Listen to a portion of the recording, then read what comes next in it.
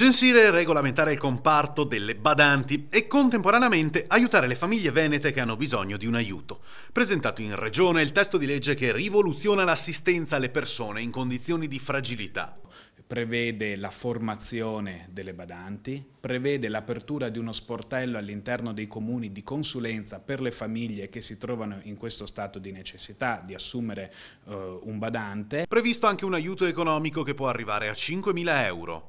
E prevede anche un contributo economico a favore delle famiglie che appunto si vedono avere un badante in casa. Ad oggi in Veneto sono 100.000 le badanti, di cui oltre un terzo, circa 38.000, non ha un rapporto di lavoro regolare e questo causa due problemi. Uno per il lavoratore che non vede la propria figura garantita e l'altro per la famiglia che lo assume che non ha la possibilità di valutare alcun tipo di professionalità.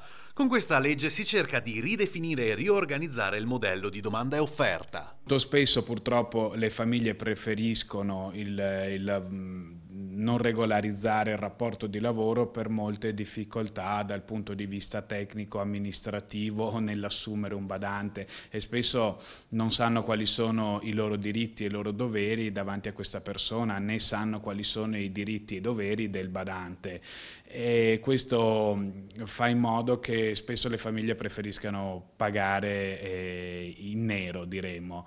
E questa proposta di legge vuole appunto far uscire dal mercato del lavoro nero molti rapporti di lavoro e infatti concede contributi solo a chi dimostri di aver assunto in regola.